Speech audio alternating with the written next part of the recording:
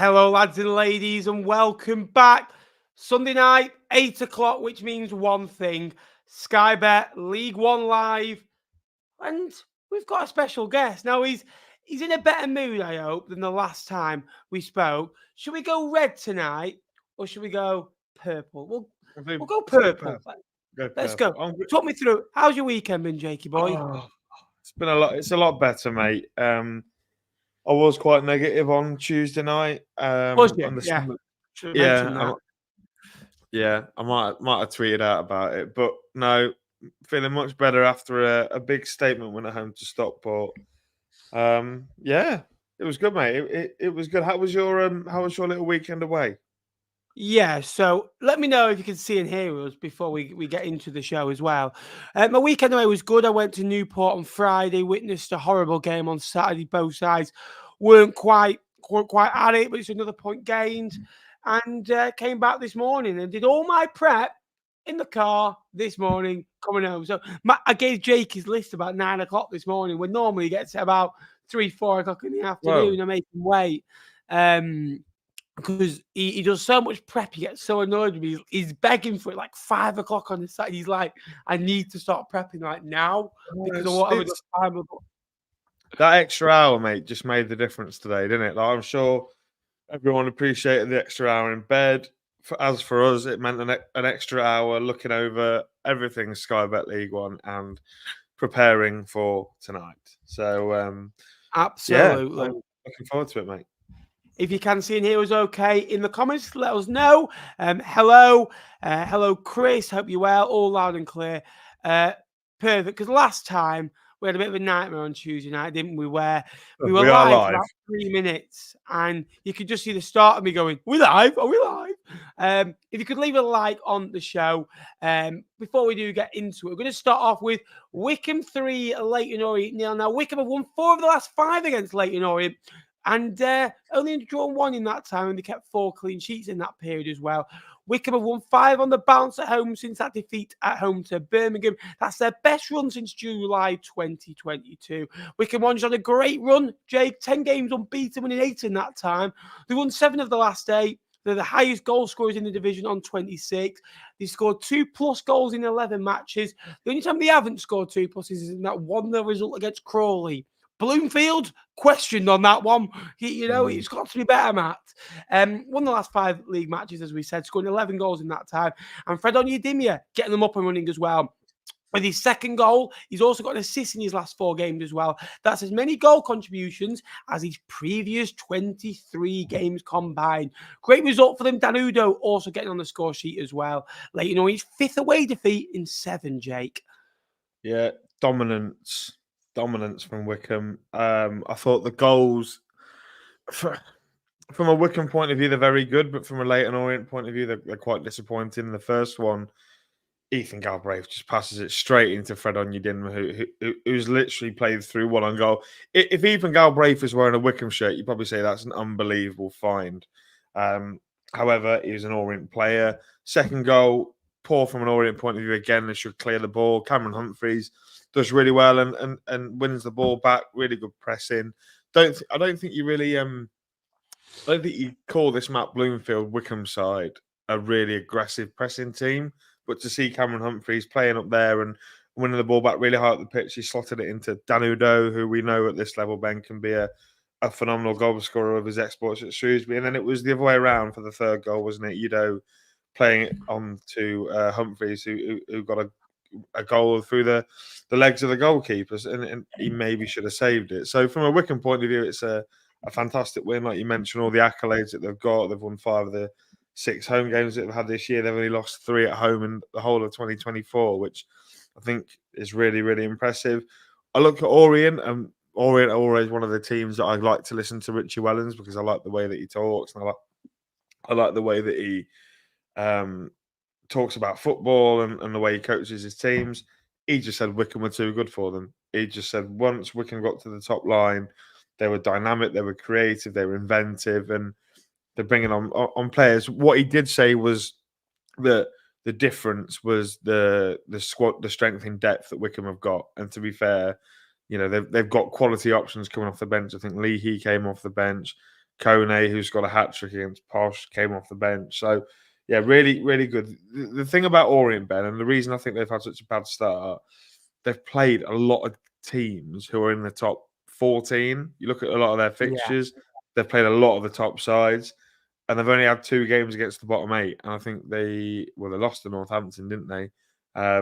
So, yeah, it's difficult for Orient. It's been a tough start. 4 defeats in 5, like you say, but Wycombe, you're running out of words to describe this Wycombe team. If they win a game in hand, they can open up a 4-point gap to the rest of the playoffs. So, yeah, they're a phenomenal outfit. For Orient, I'm not hitting the panic buttons just yet. But I think if we're a month, 6 weeks down the line, and Orient are still just about hovering above that relegation zone, you do wonder whether they might bite the bullet and make a change.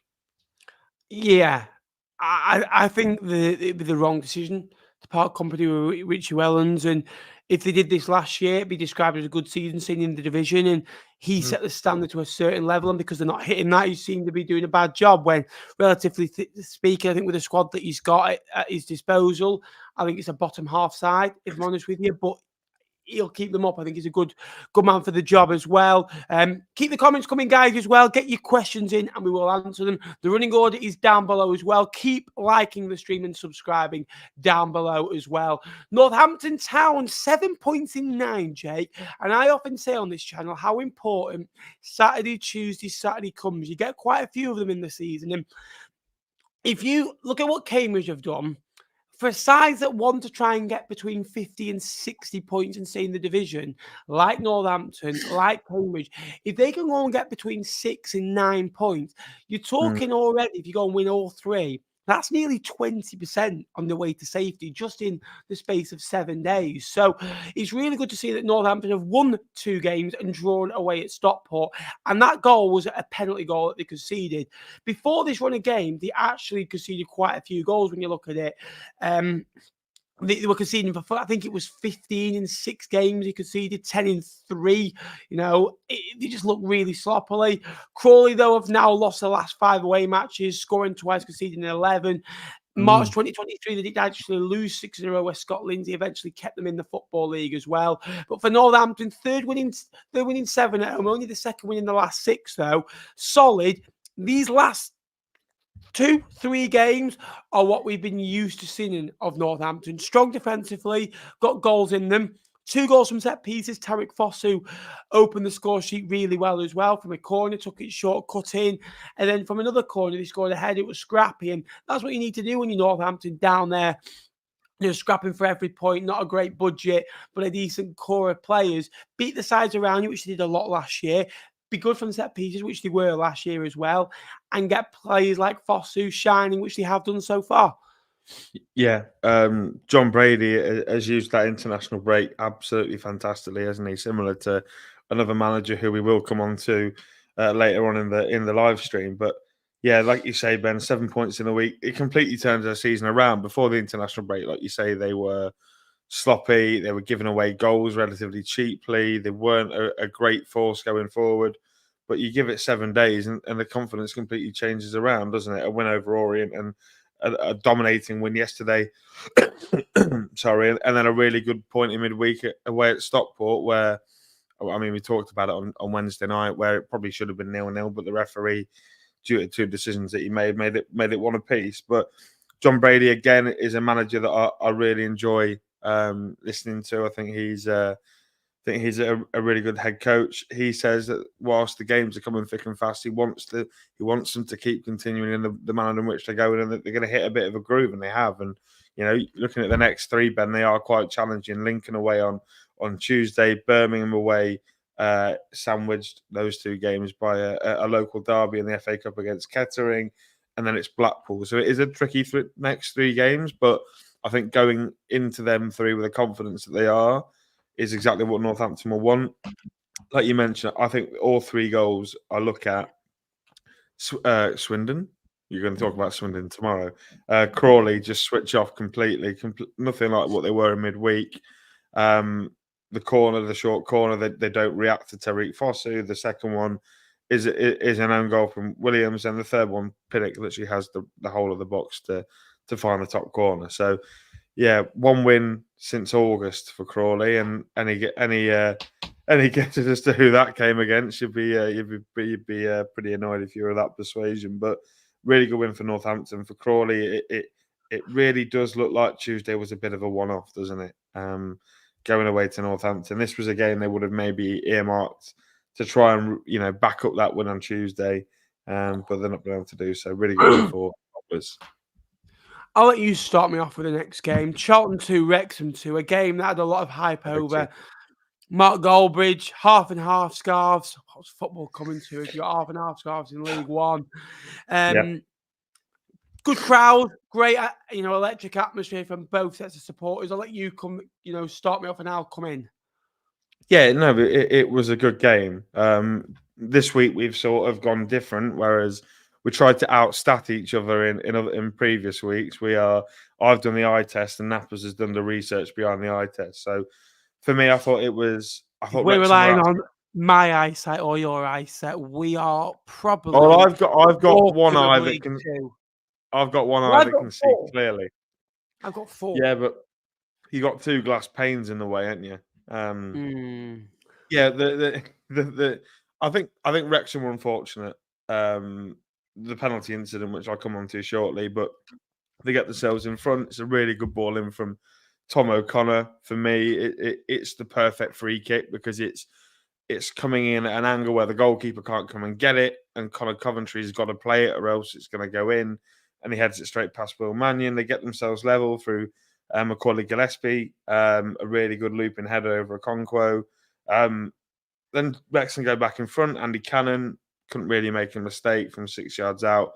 Really nicely finished. But the handball, Ben, which leads to the Charlton equaliser in the 90 or whatever minute it was.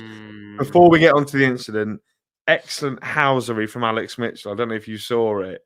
When the penalty is awarded, he literally runs right into the face of, I think it's Owen O'Connor, I can't remember who it was, and absolutely gives it large, which that's part of the reason I love Alex Mitchell, because he plays with his heart on his sleeve, and he's absolutely loved by those Charlton fans. But for me, the lad who handballs it, arms by the side, yes, it does strike the hand, but the arm's not in an unnatural position. He's trying to get his arm out of the way. I don't think it's a penalty, and I think Charlton get let off the hook. 3 points this week for Charlton, 3 draws, I think, against some decent sides as well, backing up that win against Blues. 5 points to Wrexham. I think that's a really good haul, considering the win away at Rotherham, a really good point in midweek against Huddersfield, and then a really good point on the road at Charlton. So, 4 unbeaten now for Wrexham.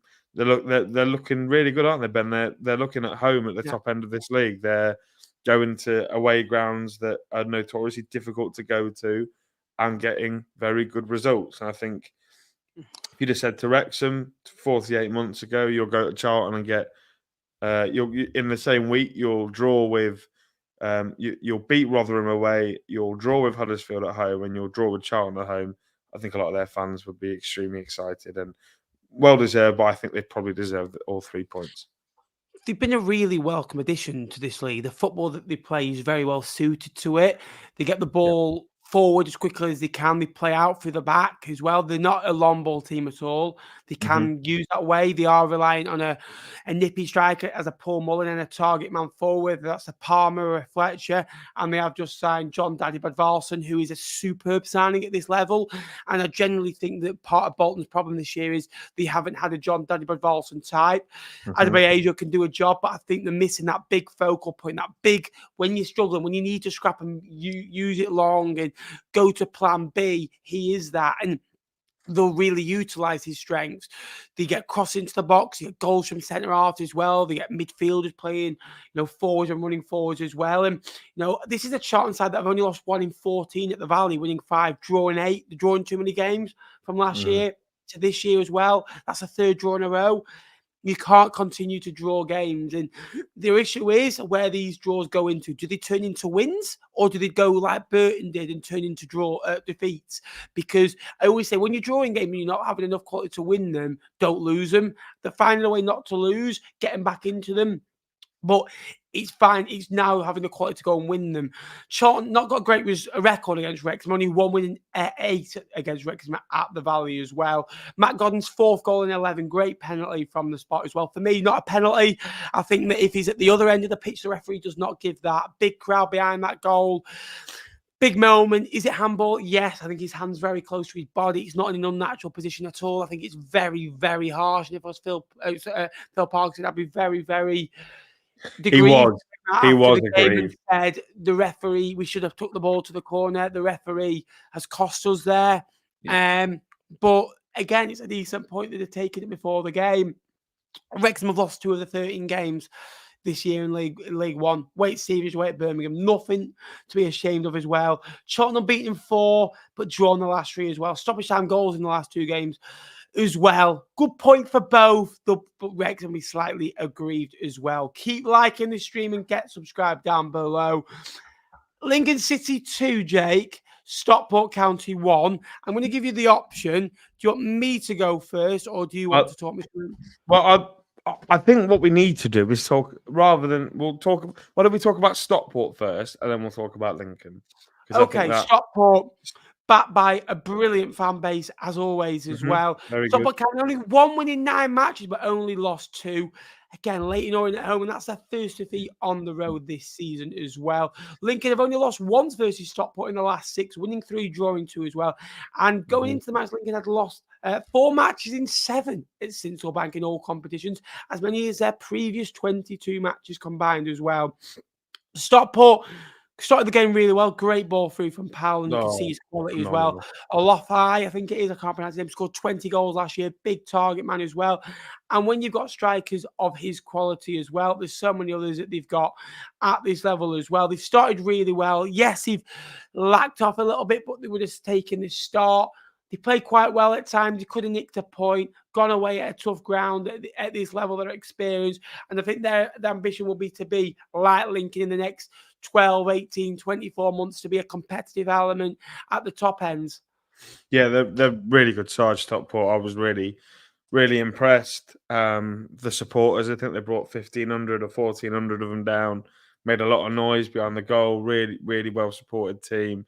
And you know what, they actually played really well. Like you say, the goal is fantastic from a Stockport point of view. The pass from the outside of the boot from Nick Powell is Premier League-esque, Ben. It's fantastic to spot Olafi in that spot. From a Lincoln point of view, I'm disappointed in the marking, but I think a ball like that belongs in the Premier League. They had a couple of moments. Louis Barry was particularly dangerous down the left-hand side. He was causing us all sorts of issues. There's a couple of shouts, and there'll be some Stockport fans in here potentially that maybe think they could have had a couple of penalties. There was one in the first half. Well, there's 2 in the first half. The first one, I think, was outside the area. I think it was a foul, not a penalty. And then the second one is just a superbly timed tackle by Sean Rowan. So they had the moments. I thought once they went behind, they didn't create a massive amount. I was quite disappointed in their reaction to going behind. But like you say, Ben, they're still 13 games into League One. Yeah, they draw a lot, but this team are capable of winning. They keep they don't let the ball pass them on a huge amount. What I was surprised by, Ben, was the half-time antics. Corey Adai came off at half-time. That was quite surprising, but Hinchcliffe, who's a legend in those parts, came on and struggled to keep out the second goal, but had a pretty decent game. They're a good size Stockport. They'll be top 10 easily. I think this Stockport team will be top 10. You spoke to me before I actually watched the highlights and made it out like it was a goalkeeping error. I looked at it and I thought, you maybe could do better. I don't think it's an absolute howler. Are you on about our first goal or that? Yeah, I really don't think gives the ball away, doesn't he? Howler. He probably should do better, but realistically, look, Lincoln back to winning ways. Last 3 wins, they've actually scored 2 goals, and in 2-1 win at home is such a Lincoln scoreline. I think that having the quality to win a game, which is really good, and getting over that line, and I think this is an important win for Lincoln, and it's a win that I reckon 12 to 13 months ago, that game ends 1-1, personally. I think that Lincoln have come so far, they've got that extra bit of quality now, and Lincoln have got a lot of pressure, and I see Lincoln as one of the big 8 in this league now, in terms of if they don't win, you're like, oh, they've dropped points, Lincoln. Whereas rather when instead of if they got 4 wins, 3 draws, 2 defeats in 9 games, they take 15 points, which is not a bad return. Probably want a little bit more than that. You see it as, oh, a little bit inconsistent. Whereas 12 months ago, 18 months ago, Lincoln are doing well, aren't they? Going along well. So the standard's gone up for Lincoln City. I think that I've been a bit harsh on them this year because I expect a certain level from them as well. Ethan Iran going off yesterday injured. However, that didn't dampen the performance. It was a spirited performance as well.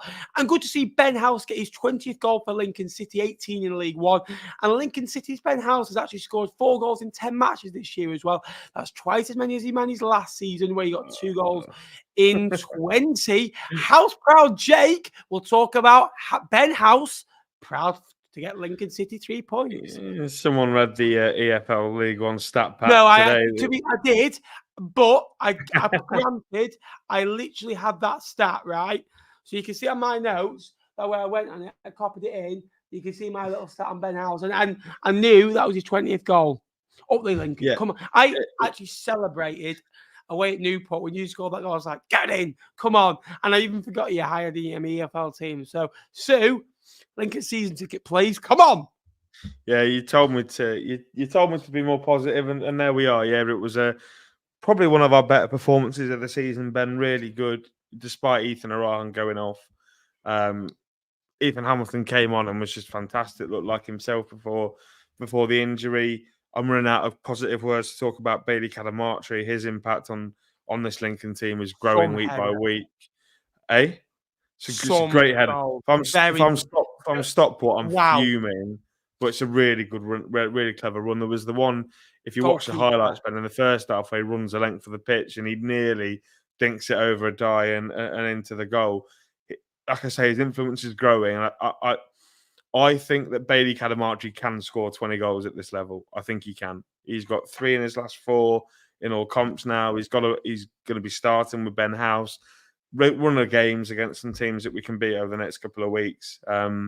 But yeah, really pleased. Statement win for Lincoln against a really good Stockport team, like I said. Played really, really well, created a lot of chances. Lewis Monsma came back and made his first start for Lincoln in nearly 2 years. And he just, if you can remember, Ben, talking about Lewis Monsma 2 years ago, it was like a Rolls Royce, and he literally just looks the exact same. Tendai Dariqua, again, fantastic. But the man that I'm going to give a lot of credit to is Dom Jeffries. Great great corner, come in from Gillingham over the summer. Looked a little bit like an odd signing potentially because he played left midfield, but he's the next Lars Sorensen, like I said on the phone to you earlier. Turned him into a wing back, and he is some player, so much energy. But yeah, really good win. I don't want to go on about it forever, but a really, really good win. Back it up against Northampton on Tuesday. That can see us go into the top 6, and that would be a really good start after 13 games. So really, really happy, really good win, and we deserved it. Best performance of the season for me.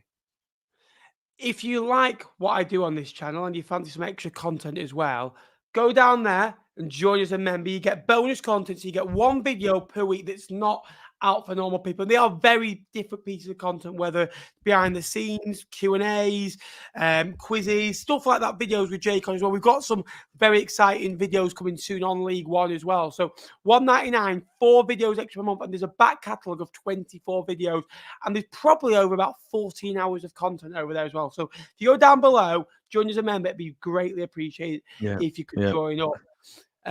Jake's on a few.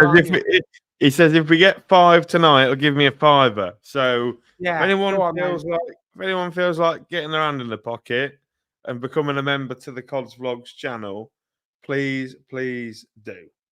Yeah, please. Go on the boy. And we'll give you a big shout out as well. Shrewsbury nailed Barnsley too. Barnsley have won 5 of their 7 league away matches this year.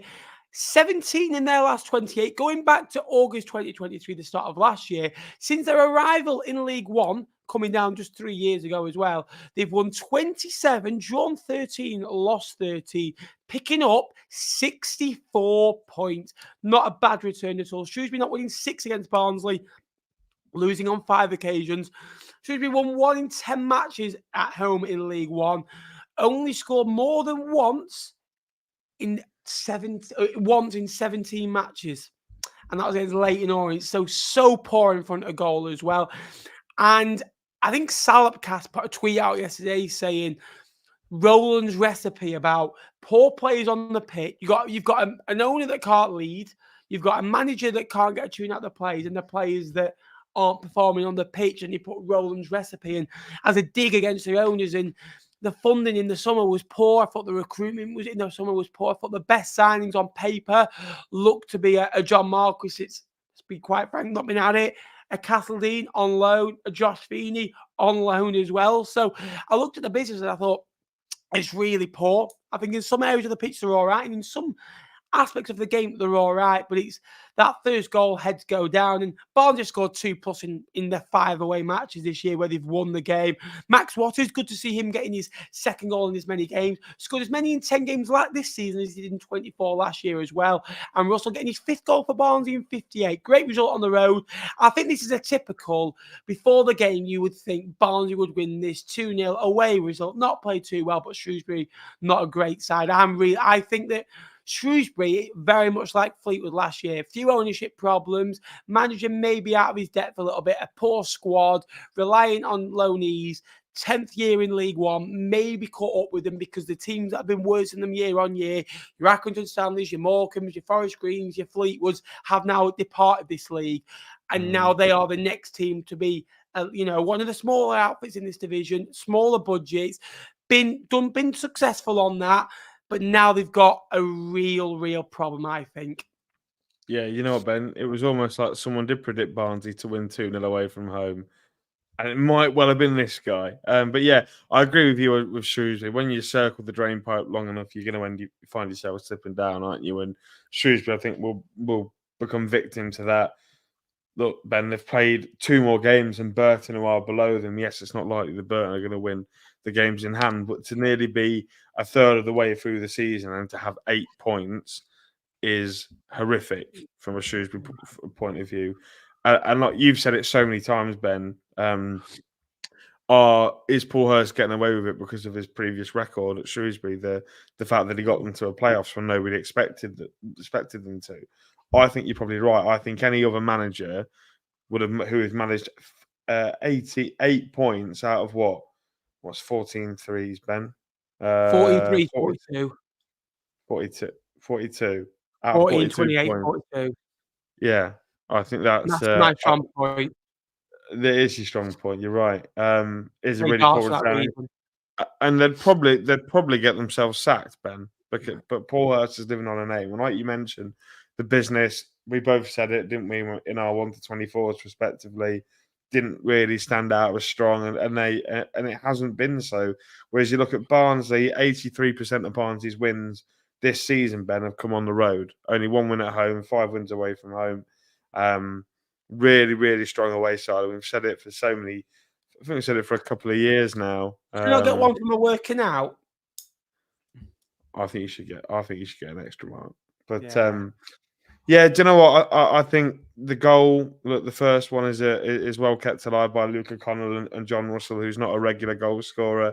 But Max Waters, I really enjoyed that goal from Max Waters. Sniffed out the chance, closed them down, great finish, and he should have had another one a couple of minutes later. But yeah, really good win for Barnsley. XG, they battered them. Shrewsbury only mustering an XG of 0.15, Barnsley 1.70. So yeah, really strong performance from Barnsley. Something that I think Darryl Clark could even get behind, because I know they've had a couple of wins this year with Darryl Clark's not been impressed, but I think he would have struggled to not be impressed after yesterday.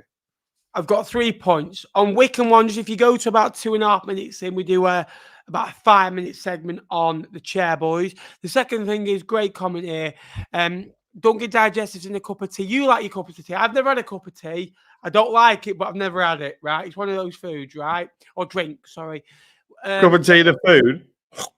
What's your biscuit of choice when you go for? I know you like biscuits of tea. At the minute, they've been on offer at Sainsbury's. I've had the milk chocolate hobnobs. But Ooh. they've got at the, on offer for $135. They've got these. And he's looking at them. They're in my. I'm looking at my cupboard over there. They've got these cookies, really thick chocolate cookies with it's like a chocolate sauce goo thing inside.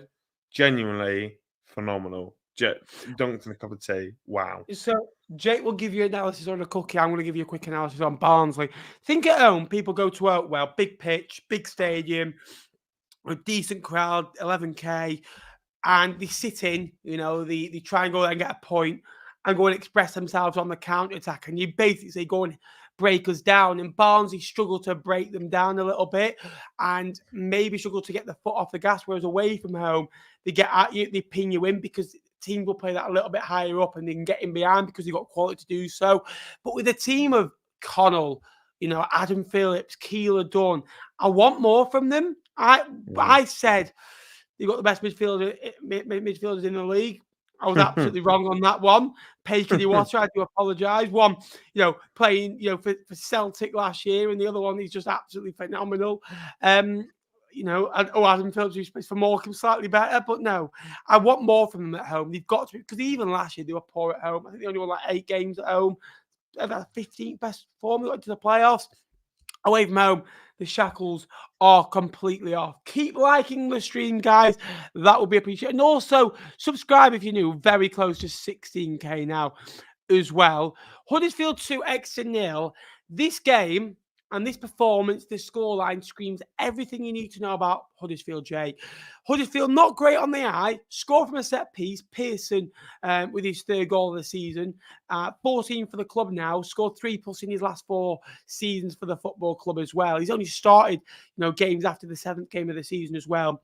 But scoring 2 goals, scoring from a set piece, scoring a screamer from distance through Ben Wiles, who's been phenomenal this season. He is a top-end League One player. Maybe not quite Championship standards, but Duff has revitalised him. He was good at Rotherham in their promotion season as well. But scrappy game, win 2-0, keep a clean sheet, keep Exeter out as well. Exeter actually got a decent away performance. They've won 7 of the last 12, only lost 3 in that time as well, drawn the other 2 as well. And Ben Wiles, we mentioned, scored a great goal as well. Ben Wiles, 7 goal comps this year, been involved in as many goals this season as his last 2 seasons combined.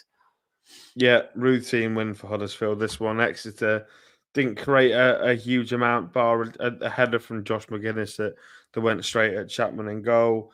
Yeah, like you mentioned, Matty Pearson, he's now scored the opening goal in their back-to-back home games now, Ben, for Huddersfield. Real weapon from a corner, certainly from I think both goals came from a corner from the left-hand side into the same goal. So yeah. That's quite bizarre. But like you mentioned, Ben Wiles, we've seen him. I was planning on saying this exactly the same thing. We say it every time Ben Wiles scores. How good he was for Rotherham in that season that they got automatically promoted under Paul Warne. Such a dynamic midfielder who can score goals, and hence why Huddersfield took them to West Yorkshire. But like you say, 3 wins in 4 for Huddersfield. Very, very organised, very good defensively. Going forward, they probably leave a little bit to be desired. They're not clinical. They're not there yet, but I think they will be maybe in January if they sign a certain lad on loan from Luton. But the scoring goals, Ben, the keeping clean sheets, the winning games, and all you need to do is clean sheets and you give yourself a chance, don't you? And this Huddersfield team, at home, you back them against most teams in League One. So, yeah, really good performance for Town. And for Exeter, not worried at all. I mean, I know they'll be maybe wanting to compete with Huddersfield, but for me, that sort of group of teams are just a little bit too far for Exeter, despite a really strong start. So, lots of positives for both sides over the last couple of weeks. Talk about positives. I find it really difficult to get on to Rotherham because Steve Evans, great connection with Stevenage. Go on there, Borough. Big Steve. Go on there, There Borough. he is. Do you reckon Farley was just stood there in the away end, just clapping him? Yeah, did he do the fist pump in front of the Stevenage fan? Did he get a good reception from the Stevenage fans? Or yeah, I think he did. Yeah, I think he did. Sure, he did as well. First meeting since 2013, Rotherham won the last 3 matches against the Borough as well. Stevenage Not a great record in Yorkshire. Only won 1 in 13 there as well. Losing 9 occasions as well. Rotherham have won 3 of their 7 home matches, scoring exactly 2 goals in each. The other ones, they've not scored at all in. So it's either 2+ or nothing at all. First 7 games, they took 6 points, winning 1, drawing 3, losing 3. The last kind of 7 games as well. 1, 3, drawn 2, lost 2, 11 points. Much better. The average that they'll be about mid-table over the course of the season, but they want more from that as well. Stevenage very hit and miss. Typical Rotherham, typical Steve Evans. I must say the second goal was such a good finish, wasn't it? On the turn from a tight angle into the corner, 2-0 Rotherham. Rotherham played well for 10 minutes, Ben. I listened to the chaps over at New York Talk. They do like a instant match reaction, and Mick wasn't overly impressed with them. 10 minutes. They scored the goal 2 minutes apart from each other, but the first goal, they didn't look like scoring in the first half, in the first hour, really. And the goal comes. I don't know if you've seen it, Ben. Jordan Hugel's shot it's such a lucky deflection, and from a Stevenage point of view, you're thinking, what on earth have we done to deserve that? It loops about 3 miles into the air and over the goalkeeper. The second goal, I think, is a lot better, but from a Stevenage point of view, you should never be beat from there, Ben. Never be beat from there. Ashby Hammond's a good goalkeeper, had lots of good performances last year, so really surprised that they went from there. And they went back, Rotherham went back to being their unspectacular selves after that moment. Didn't create a lot after the goal. Stevenage, an XG of 0.23 tells you all you need to know, particularly. The shots mainly were up from range, or I think Dan Phillips had one that was well saved. I'm looking at Stevenage's next 3, Ben, and it's quite tricky. I think they've got Bolton, Reading, and Birmingham as a next 3. I think the Bolton and Reading games are both at home, and the Blues game is away from home. So that's a pretty tricky set of fixtures. But Stevenage are very good at home bar midweek. So, I don't know what to really make of that. Rotherham, they won 2-0, but I'm not impressed still at all. Bolton Wanderers, great result for them at home to Peterborough. Carry on. And you shut your window, mate. And as one window shuts, another one opens. As Bolton Wanderers get back to winning ways as well. The latest goal in League One so far this season. Dion Charles' penalty was well saved. His rebound was well saved before it went in off Kalidi Lolos. I can't tell you what body part it was of, because I don't want to cause a riot. Kai Havertz's goal against Leicester City for Arsenal on 98-35 was later in the last 4 in the English football in 2024. Was the only goal later. But they've actually won 5 of the last 7, Jake, taking 16 points in that period as well, which is better from them. We want to see more of that. Shrewsbury and Birmingham, but I don't think they've really barred Peterborough. We've mentioned Northampton, Crawley, they beat as well. Reading at home, these types of sides. Burton, they weren't beating really good sides. This is a good result. And expected goals of just shy of 3 yesterday. Another penalty inflates it a little bit, but they had 11 shots on target, only conceded an expected goals of 0.50, 2 shots on target conceded as well. Sheehan created the most chances in the game as well, so they look back at it. They looked tired in previous games, but going to the very end and finding a way. I thought Jay Matete in midfield was outstanding, created lots, got on the ball, danced around defenders as well, at his fluent best as well. Kalidi Lolos getting up and running is huge for them as well. Slowly turning the season around. That defeat where Birmingham was poor, but on their own patch, starting to kind of get results. If they can do this long term, it'll be an outfit. And Bolton slowly moving up that table. Says it all that Bila Kapic got a 9.9 sofa score rating. He massively kept his team in the game yesterday. And to be honest, until the penalty, I don't, it looked like he wasn't going to be beaten. Even when, that Dion Charles, not Dion Charles, the chap who took the penalty, had two bites at the cherry, still didn't score. So, Dion Charles took the penalty. It was Dion Charles, so I got it right. Yeah. It was. Fantasy. Yeah, me too, and he got no points. Good win for Bolton, like you say. They're not really beaten many particularly great sides, but to beat Peterborough, who For me, I'm not as good a side as they were last year. I don't think they'll be near the playoffs, but still a really good win against a team that has a lot of attacking talent, a lot of good players in there. You know, Poku, Randall, Collins all started. Fernandez had a good start to the season. So yeah, really good win for Bolton. Like you say, an XG of 2.97. So clearly deserved, and surprised it was only by the one goal. But yeah, 9th in the table now, Bolton. Which, you know, if you'd have said that to Bolton fans maybe a month ago, you know, they wouldn't have believed you. But 20 points in 12 games, they're giving themselves every opportunity to get inside that top 6. And yeah, well deserved win yesterday over Posh. If they just average that points over the season, 20 over 12, 40, 60, you're averaging around probably about 77 points. That'll be enough to get into the playoff. So I know they want more, guaranteed, but it's not bad. Obviously, and that's them being quite poor. Reading, Bristol Rovers had 10 corners in this game. And unfortunately, an incident involving Shaq Ford, who got sent off in the football match, racism. It's absolutely disgusting that we're still having to talk about this. It shouldn't be nowhere near the game. I feel so sorry for Shaq, his family, and everyone involved as well. And hopefully that the individual gets banned and is never seen at a football match ever again. And more needs to be done to combat this as well. Onto the football, no team in England's top 4 divisions have actually won more times in 2024 than Reading at home. 13 wins there as well. This year, you go back to Reading in their last 11 home matches, only not won in 2 occasions, as a smirk might arise on someone's face. Oh, yes, I remember, yeah. 1-1 draw where you were disappointed, and I told you it was a good point when you're going for the playoffs. Did Freddie Draper score that day for you? Freddie Draper did score that day. 1-1 draw, 74th minute, if I remember rightly, something around that. Yeah, I can't remember who scored. Late on, wasn't it? Again, look, in the other game they lost to Leyton Orient as well. They've netted 2.1 goals on average during that run as well. Reading are unbeaten in their last 7 games against Bristol Rovers, winning 4, drawing 3 as well. Bristol Rovers have lost 7 of their last 9 away games against Reading. Not a great 7 of the last 10 games now as well. Bristol Rovers have just won 1 of their last 8 league away games, losing 6 of which. Very hit and miss, not a great performance. It was even in terms of stats, but Sam Smith scores his 20th League One goal for Reading in 46 games. That man is a bagman, 5th goal this season as well. 14 in 2024 as well.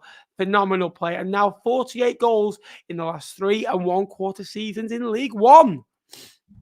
If you're Matt Taylor, you are absolutely fuming with Shaq Ford for what he's done. Yeah. Not saying that the racism or whatever messages he received or the abuse he received is by any means acceptable, but as the manager of the football team, if that was any player, getting sent off for dissent is pathetic. I know he feels that he should have had a free kick before that, but you still don't kick the ball away, especially on a yellow card. You know you're going to get booked. So I'll be disappointed. By all accounts, I've spoken to I've watched Charlie's video. I spoke to our friend Ben Darrell last night. Said they played pretty well. Bristol Rovers just didn't quite fashion any opportunities. Reading, the goal was really well, a really good ball, and a really good run by Sam Smith, and a really nice finish as well. You know, Reading so strong at home, but I think this Bristol Rovers team, whilst they've been pretty poor away from home, this will be the green shoots of positivity out of this one. Good performances all over. Easy for me to say. Yeah, a couple of the positive performances from Bristol Rovers. Yeah, I mean, it's Reading at home. It's pretty much a standard win in League One for Reading. Like you said, I think they've won the most games in League One at home, haven't they, in 2024? So they're just, it's routine for Reading. And they're into the playoffs now. I mean, I certainly didn't have Reading down as a team that would go and get 22 points from 12 games. Ben, I don't know about you. Really strong start, proving why Ruben Sellers is a really, really talented head coach. And, you know, could you imagine what he'd be able to do with Reading had they been able to bring in external players? There'd be a really big outfit, I think. As much as I agree with that, I actually think Nope, has gone. I actually think that this has helped him in a way that it's been them against the world, and there's been no expectation because there always is at a big football club like that at this level. They've got good players, Lewis Wing, Savage, Biden, Craig, so many more, Abacha, man. There's so many more you could name, but it feels like everything that's gone against them, they've rallied together, and I think this has actually helped them a little bit more, and I think he's done a better job for it. I think maybe if he took all the kind of things away from him and gave him a good own and a good squad, all of a sudden they have to start winning every game. And it was a year ago that I went to Reading and they were singing "Sell us out." They were saying he has to go. What now? I don't think they would swap him for any other manager in League One. I generally don't for what he's done there. So great result. 1-0 at home, my favourite scoreline, as you know as well. We've got 2 games left, and I think we could go quite heavy on the Cambridge one. And it's a great result for them. Back to winning ways. 3 results in 3 for them as well. And we've needed to see this from Cambridge for quite a while. And I think I worked out as many wins in the last 8 days as the last 25 games, which is ludicrous when you think about it. And in those games, they've scored 5 goals through 4 different goal scorers. The other one, an own goal as well. They beat Burton, a side around them. Wigan, again, a side just above them in the table, who aren't doing quite well at the moment, and got away at Stevenage and won and kept 3 clean sheets, looked solid defensively, scored goals, got attacking players. But beating Burton at home, beating a rival, if you go and lose that, all of a sudden, they've got the momentum and you're stuck where you are. And this Tuesday, Saturday, is massive for them. Since the ownership came out and said Gary Monk is our man, we're sticking with him. He's won as many games in the last 8 days as his previous 5 months in the job. So it's good to see that loyalty is rewarded. Good to see performances improving. Burton could have had more from the game. Billy Bone had a lob that, just about stayed out as well. But this Burton side are lacking in so many areas. And you look at it, it just looks so poor. I think that's 7 defeats on the road now. I think they've scored in 9 of the 12 games this year, but they've just not got the quality to keep a clean sheet and win the game. And they're just lacking. They've got some big games coming up for the football club. Talk me through it before we go over a slight rumour that we've heard this weekend over the managerial role. Yeah, we've spoken about one manager using the international break really, really well. Gary Monk's done the exact same thing. I seem to recall that Cambridge are much better when the clocks are changing, and here they are again, Ben, producing wins when the clocks are changing. 3 wins in a row, 3 good performances as well from Cambridge. I mean, it would be fair to say that a lot of their performances at the start of the season warranted more points than what they got. Certainly games against Crawley where they lost could have got something from. Potentially the game against Stockport, if they'd have taken the chances, they might have got something out of as well. But they're finally getting the points on the board. And Cambridge, a month ago, after we had beaten Cambridge, if you'd have said Cambridge would nearly be out of the bottom 4 in a month's time, you'd probably have laughed at them. I was earmarking the Wrexham game as not the Wrexham game, the Exeter game as a chance for them to get rid of Gary Monk, but they've stuck with him, and it shows you. We've seen it with several football clubs, Ben, with providing a statement to go and really back the manager, and it's paid off. Exeter are one of those, weren't they? After, I think it was Colwell had a real struggle, and they came out and they backed him, and they're paying the fruits of that now. So, yeah, really pleased for Cambridge. I know Burton. Burton just they created a couple of chances that they I don't know, Ben. I don't know about Burton. I know that I spoke to David, and he's resigned to them going down. Yeah, I don't know. They've got good players in the team, like Danilo Orsi, who scored 4 in 5. I don't know. I really don't know. Billy Bowden's a good player. He started the season really well. Charlie Webster, came in on Tuesday and scored an absolute worldie against Wycombe. So I don't know. They're just so lackluster. I've never seen a team that as soon as they go a goal behind, they don't even look like they're interested. They don't look like they want to fight back. They signed good players, but I don't think the recruitment was great. I don't think it was. They signed individuals. They didn't sign a team. I'll say that now. And I've seen Gareth Ainsworth be mentioned, and I think Gareth Ainsworth is a terrific manager. But you've just literally, and I look at Carlisle, that they've done the opposite to a different manager. You've literally just signed loads of players to play a possession game of football, to dominate the ball. They had the lowest shots on target last year, the lowest possession, the lowest metrics in attacking third. To then go and change that over the summer, bring in technical players to then go and appoint Gareth Ainsworth, who is a firefighter. He is a great manager. He'll build something long term. But the owners want a different football. Now all of a sudden that's changed in 2.5 months. You're desperate. You're 7 points adrift. And that's a lot at this point in the season. Look, they probably need to get 46 points from 34 games. That's still gettable. I kept telling myself that last year. But as games go on and they wear out, believe me, though that gap will get bigger and bigger. So they've got to start winning games of football. People go, there's a long way to go. Believe me, there isn't. You need to start winning games of football sooner rather than later. They're the only team in the EFL that's yet to win away. The only team in the league, in the whole of the divisions, are yet to win a game of football in general as well. So it's really poor. I think Ainsworth would be a decent appointment. I think he'd get something out of them. I think he'd demand respect and an aura, and you'll get the fans back on side. I think he'd positively. I think he's a great man, but I don't think he's the right man to lead this group forward long term. I just think that it's this start and going to Ainsworth will put them back another year and put them back where they want to go, because they want to play a possession man of football. They want to expand and be a different football club. Yet they're going back to the Dino Maria, going back to the Jimmy Floyd Hasselbank of being a long direct side, which they don't want to do. I find it baffling. Carlisle in the dog fight, they've appointed a possession-based manager, and that's worked well for them. They've lost 5 in 7. I don't get it. I think it'd be the wrong appointment for what they've got. I think he's a great manager, and he'll do well. He'll get a good League One job or a good League Two job. I genuinely believe that. But come on. Yeah, it's officially, well, as of 3 games ago, it's now Burton Albion's worst ever start to a season. You'll probably tell me something, make a funny comment after this, Ben. But in the 1958-1959 season, they won 3 times all season, and they'd won a game by 10 games in. So that just tells you how desperate this Burton team are going to be. In terms of a managerial appointment, I've been quite heavily on the drum of Brian Barry Murphy. He suits what they're trying to do.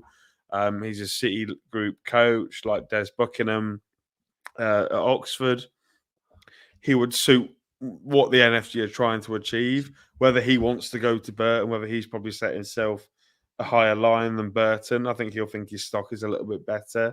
Apart from that, I've seen Schumacher mentioned. I don't think Schumacher goes for the Burton job.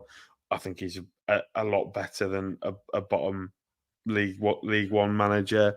Another name that I've seen linked, and Burton fans, trust me, I'd hate if this was to happen for you, Mark Kennedy. Doesn't suit what Burton are trying to do, but I think it's a realistic appointment for Burton, if that makes sense.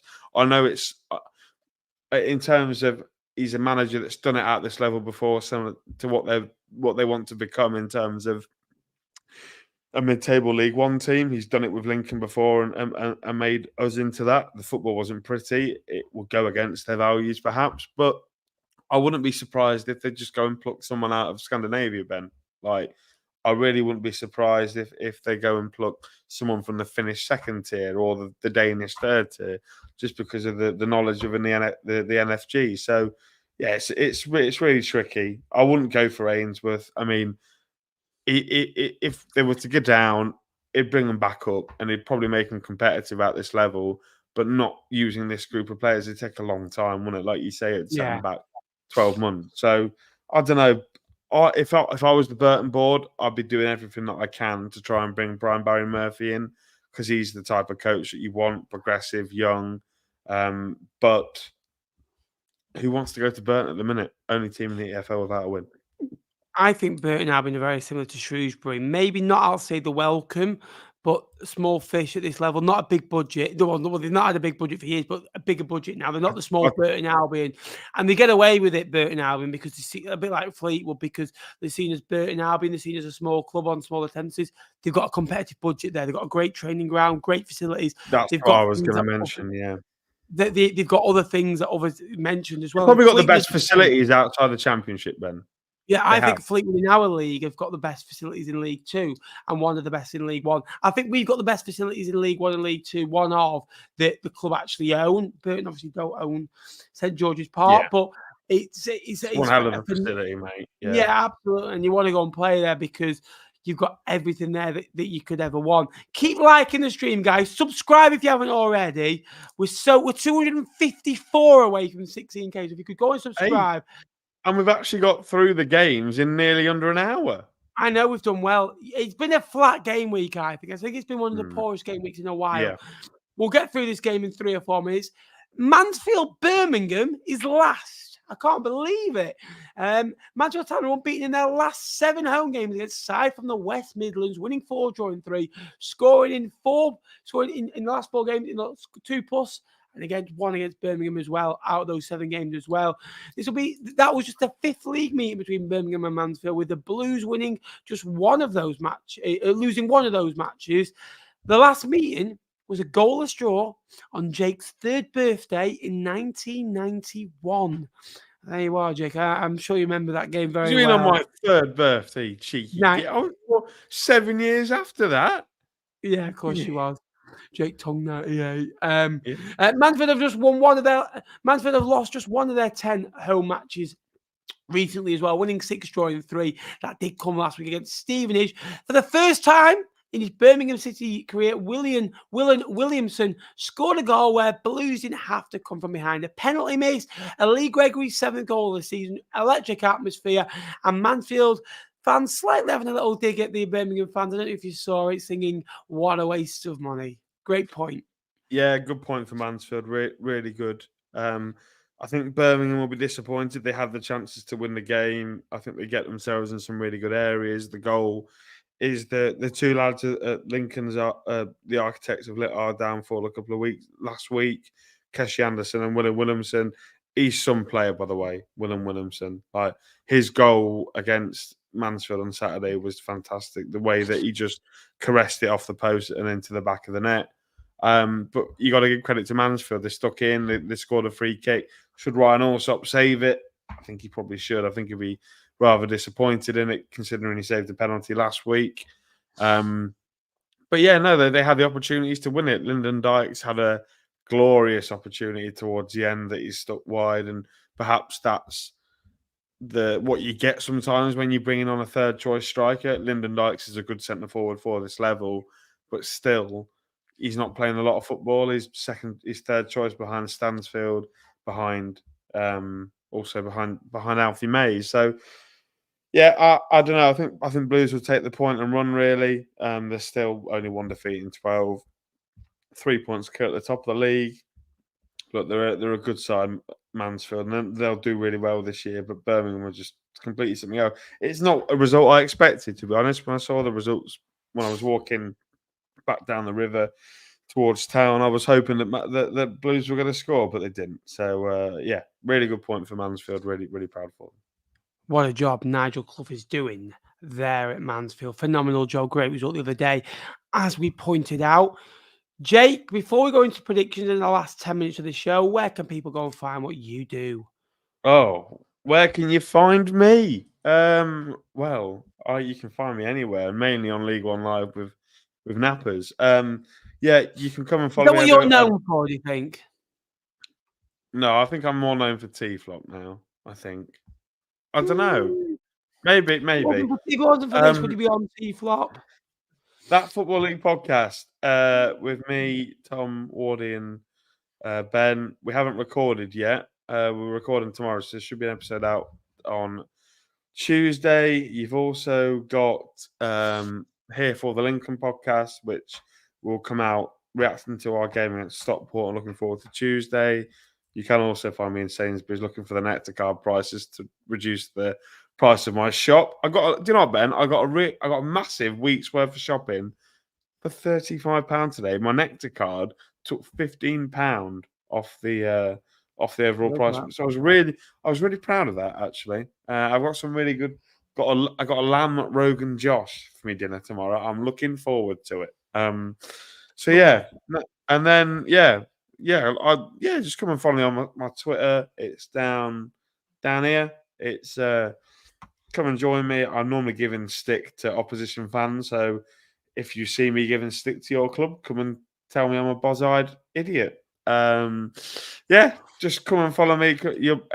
All the links to everything that I do is linked in my Twitter. So if you want to know what I'm up to, God knows why, come and give me a follow on Twitter.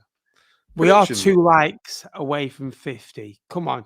Who's going to come and be my 50th like? Go on, give it a like. Who's going to become a member? Because I want a £5 off Nappers. He never says, "Oh, I'll just give you a £5." So come on, somebody here, get your money out. You will get access to behind the scenes of the podcast, half an hour at Wembley. Quizzes, great videos. We've currently got, I think, 56 members. So I'll tell you what, I'll give Jake a £5 if we gain, and if we get to 60 by the end of here, I'll give Jake a £5, but I'll also give a couple of memberships out myself as well. So become a member, link below. Come on. Predictions time. Yes. Don't really want to talk about it, to be honest. We have 2 games to discuss.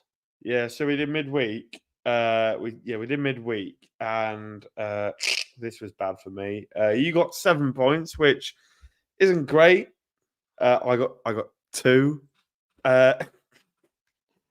Really embarrassing. And then this weekend was a lot better, actually, Ben. You got 12 and I got 11, which means as we stand, Ben is on 117 and I am on 102. But what I really want to talk about, Ben, is the fact that I outscored you in EFL fantasy this week. Yeah, I doubled your points nearly. I got 51 points. Who did really well for me this week? Dennis Chirkin, Iwata got me some points. James Trafford as well.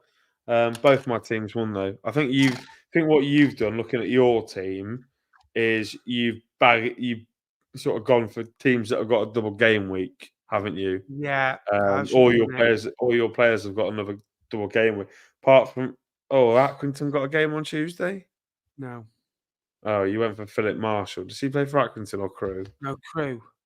Oh, it looks like he plays for. Oh, the shirt looks like an Accrington shirt. He was at MK Dons last year.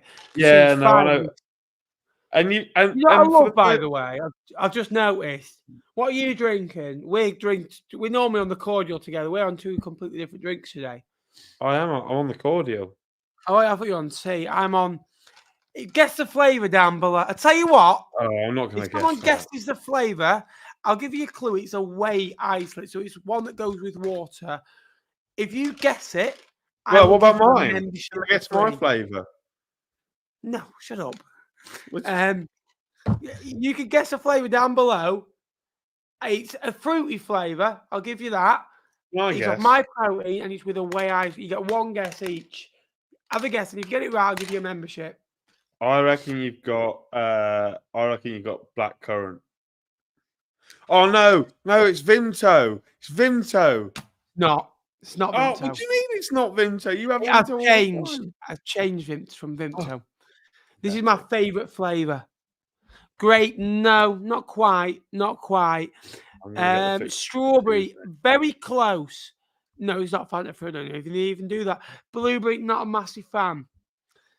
Shut up! Your mum knows. Shut up! Go on, Jill. Go on, Jill. Should we do some predictions, Ben? We've got like 18 fixtures to do. What can I say? Rabbi and no sugar, I wish. Christian, I'll give you a membership. Get me DMs.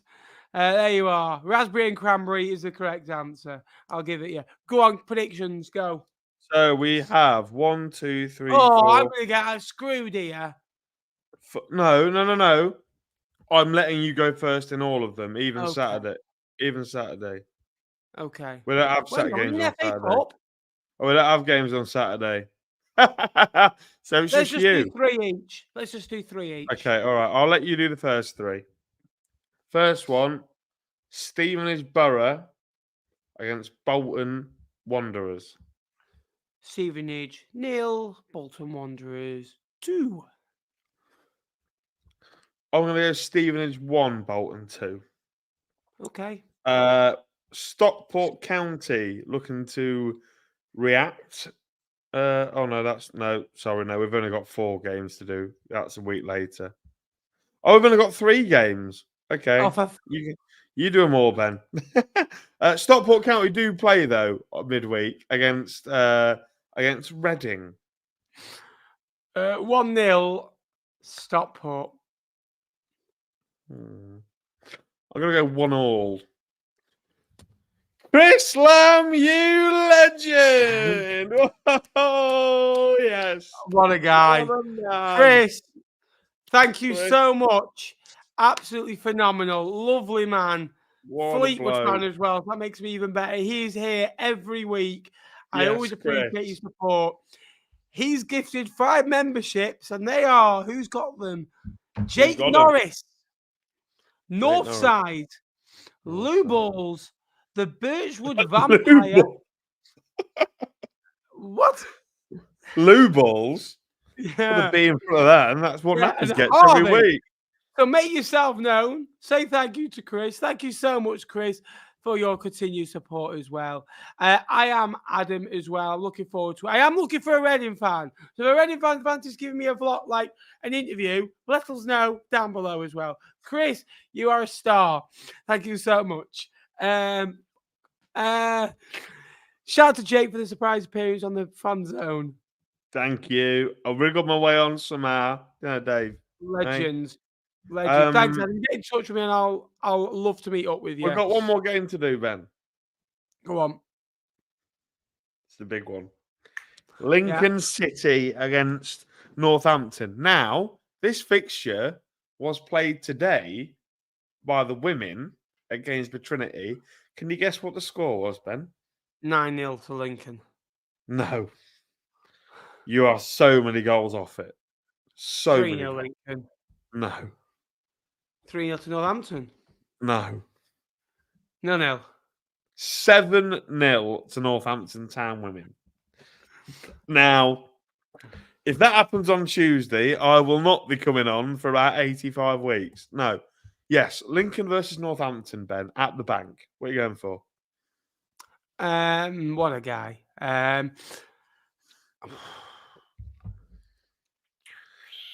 2-1 Lincoln. 2-1. I think we put on a statement. I'm going to go Lincoln 3, Cobblers 0. Bailey Cadamartri to score a brace. What a load of cobblers that is. Should we talk about the FA Cup, Ben? Because we're not going to be here in a week's time. No, we're not. In a week's time, we still won't have played because we are on television on Monday. So if you want to watch a cup upset, ITV4, 7:15 kickoff. Cheshire are going to knock us out the cup. Be there or be square. Ben, you're going to Reading on Saturday. Yeah, can't wait. Enthralled. Can't wait to watch my team. 1 goal in 4 games. Been brilliant. Performance yesterday I thought was out of this world.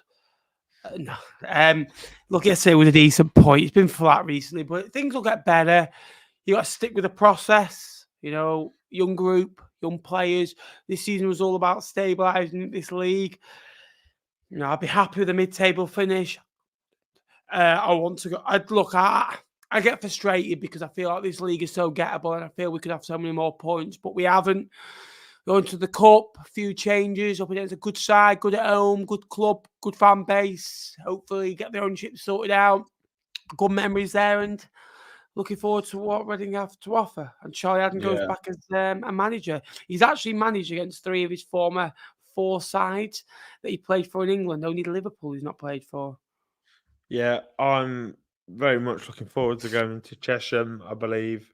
Got the ticket today. We've been allocated 600, so I'd be surprised. Yes, please, Sue, if you don't mind. What's wrong with You think of pros? So just as a bit of backstory, when we went to Crawley, me and Sue went to Crawley. She made these honey roast ham sandwiches, and they were talk of the live stream, weren't they, on Sunday? And we pulled up to Crawley, and I FaceTime Nappers, who's in the local establishment in Fleetwood, ordering a pizza, and I'll show Sue's meat sandwiches to Nappers, and Tony was cameraman there. Tony, was very, very excited about the ham sandwiches. They were fantastic, by the way. Do you know what my reaction was when I learned that I wasn't going to find, that I wasn't going to have any? Do you know what? I was gutted. Do you know how I looked?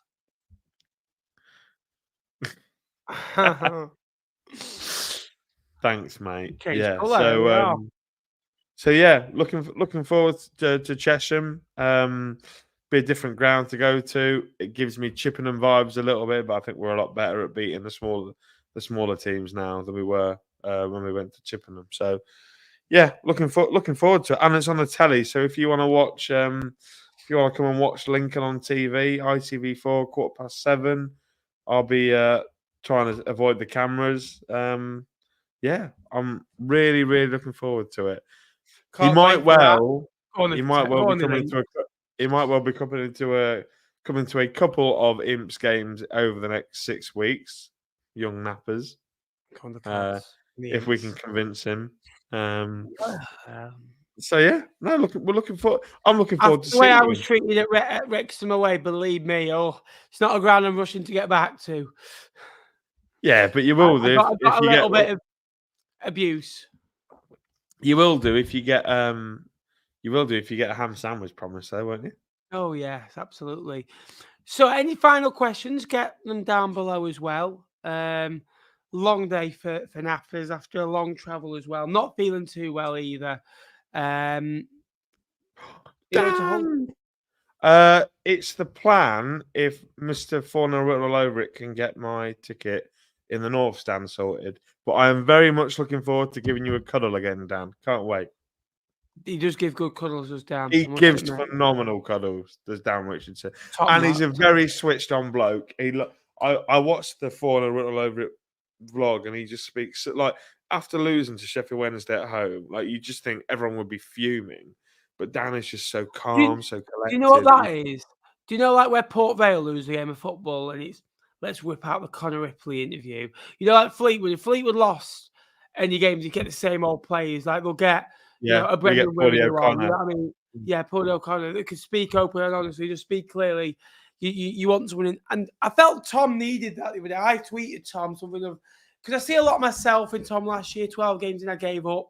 Started to realise the situation. I think that I rang him before just saying, mate, keep your head up. There's 12 games in. There's a long way to go. Yes, I know you've not seen glimpses of yourself so far, but there's no point being negative. Don't stress over stuff you can't control. And I've learned a lot over that in the last kind of 9 to 12 months that I get very stressed in games when people go, there it is, it's on the floor. And I go, what, your head? Because I'll lose my head if, like, you know, I get rested if we give the ball away or we don't come away with a good result. But last 4 games, ironically, we've not done very well in, but I've just tried to be a little bit more calmer and to be a bit more approach. So hopefully, Tom can get some results. Yeah, I had to give you a little call, didn't I, to cheer you up. Just oh yes. And I did say, look, there's another game Saturday. Win there, get back to winning ways, and look at you, you won. Fine. Yeah. I just wish I could follow my own advice at games because I do get a little bit heated, don't you, Nappers? I'm not as bad as I used to be a year ago. I'm all right now. You were bad a year ago. Trust me, I remember after we beat you 1-0. I remember. Well, when a goal's offside and the players aren't trying and for nothing. You had a man sent off as well, didn't you? Oh, yeah, we did. Yeah, I forgot about that. Okay. He was a great footballer, wasn't he? Thanks so much for watching tonight's show. I hope you have enjoyed it. Please give us a like and please subscribe on your way out. A big shout out to the main man as well, Chris, for gifting those 5 memberships as well. Cheers, Chris. Always appreciated. Thanks so much for watching. Thanks for all your support. Do appreciate it. There's lots of content coming this week as well. League 2 live tomorrow. If you fancy joining me, we've got Jack Kershaw joining me. We've also got fans from Swindon Town to discuss the appointment of Ian Holloway and also Doncaster Rovers to discuss their start to the League 2 campaign. Until tomorrow, I've been Cos Vlogs. He's been, well, Jake Tong. Jakey boy, come on. Up the Imps. Going up. Anything you're going up, son, is an escalator. That was very rude of you. You take that back right now.